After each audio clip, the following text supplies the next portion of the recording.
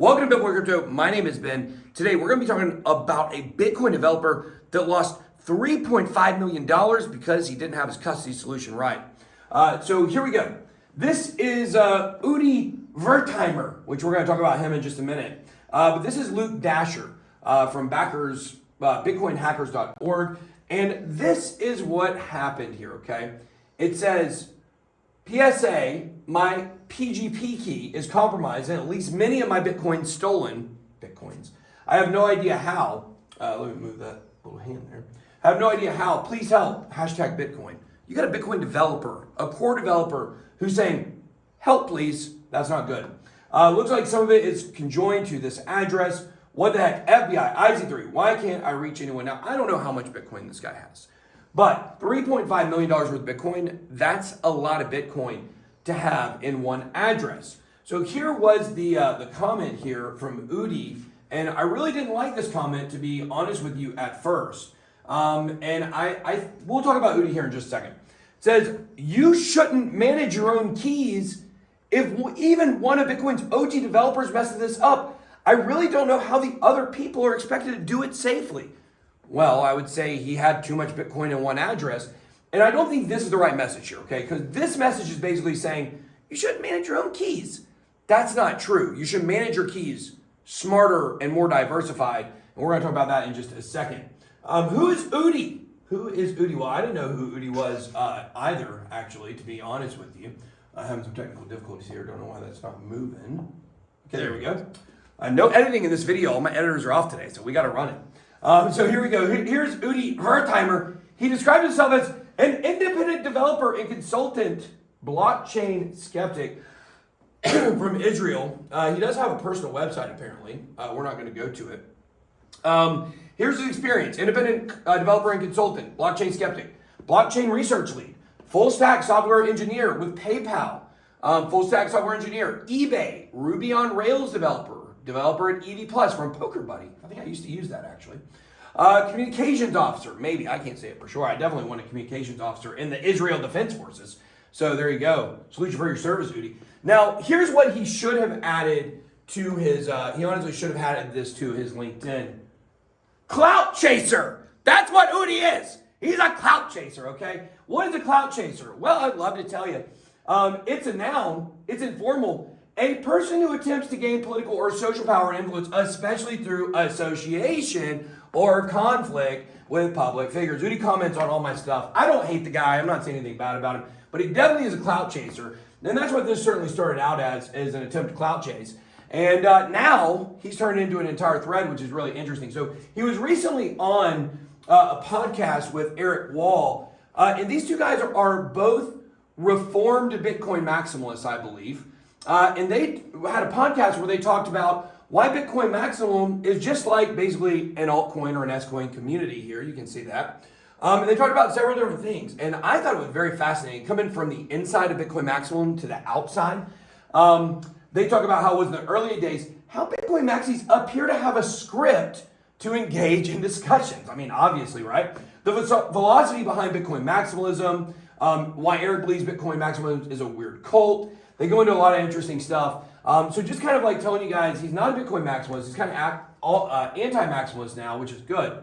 So this is the thread we want to talk about today. Your wallet sucks. You will lose your crypto. Today we learned that an OG Bitcoin developer, that's Luke Dasher, got hacked and lost all his coins. Why did you have it in one place? If this can happen to the world's leading experts, it can happen to you too. Here are some hard truths the experts aren't telling you. Now, I'll go ahead and say this. I'd say, look, it's the same thing for us. Not your keys, not your crypto. We learned this with Celsius. We're experts.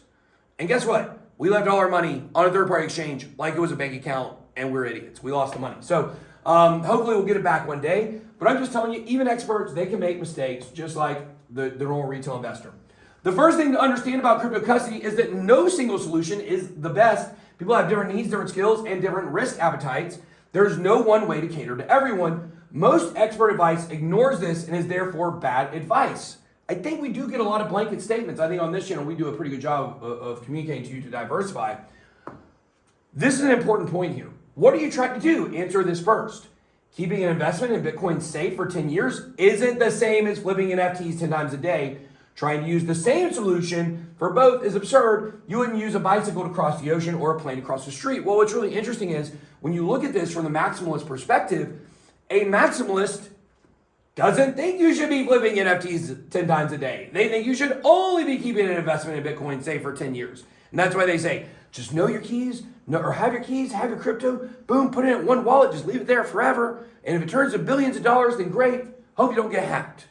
Going on here, number 4, hardware wallets were created a decade ago to help people hold crypto for the long term with occasional simple send receive. They're somewhat fine for that. We've done many of those tutorials on this channel. But when you try to use them to trade on OpenSea or Uniswap, they're not only cumbersome, they're also insecure. That's why we tell you, if you're a trader, you've got to keep active liquidity on an exchange. It's too much to go back and forth from storage solutions, even a hot wallet. Hardware wallets are safe if you have proven action shown on the device's screen. That's why when sending crypto, you must validate the address shown on it. But when using smart contracts, you can't tell what you're signing. That's how I got phished back early in the day. A fake app might have you approve a malicious action. I got hit on an airdrop back in 2018. I lost about $2,300. It would have turned into, I think, 20K in the bull run. It was a big hit because I got phished. Udi says, so how do you keep your coin safe if you want to trade on chain? Recognize that hardware wallets can't help for that, even if some OG holders like them. Consider using those devices for long-term storage and a modern wallet app on your phone or on-chain trading. Well, unless you're leverage trading or you're day trading or you're doing even shorter time frames, you're going to have a way to do it much quicker. That's why, unfortunately, if you're a trader, having money on exchange, sometimes it can be decentralized. But for the most part, people are using centralized exchanges because they have the most liquidity and the most benefits and the most options.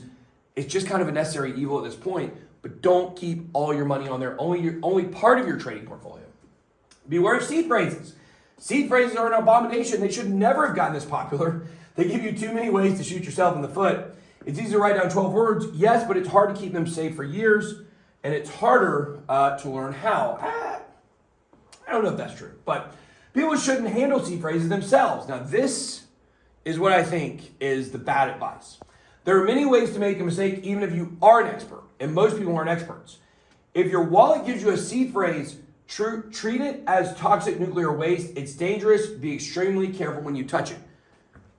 All you have to do is write it down with a physical pen or with an engraving pen. It's not hard. It's not rocket science. Let me tell you where the problem comes in with seed phrases. The problem comes in when people take that seed phrase and they keep a copy of it digitally somewhere. Even just copying it, like Command-C on a Mac, that opens you up to vulnerability. You also have to be careful of your iCloud if you take a picture. It's not hard. Just write them down with a piece of paper and later engrave them on some metal and you'll be fine. So I think there are solutions to that. Ideally, you'll use a crypto wallet that doesn't force you to handle toxic nuclear waste. Wallet that doesn't give you a seed phrase. Some options exist like Argent, Casa, Zengo, and others. None of them are perfect yet. I hope they get better. We need them to. He goes on to say, as for third-party crypto custody, it's not always bad. It really depends on your needs. It's good enough for Michael Saylor. Maybe it's good enough for you. Now, he's using actual custodian accounts, which is a little bit different than your regular retail account. If you do it, probably diversify between multiple custodians to reduce your risk. Bingo. And prefer regulated ones, obviously like Coinbase or Gemini. The truth is that crypto custody solutions mostly suck. I actually tend to agree with this. Still clunky. That's how you know we're still early in this. In over a decade, we didn't get very far. We still don't have a good solution ready for the masses, but I'm optimistic. If we can admit there's room for improvement, we can do better. Ignore the experts, demand more.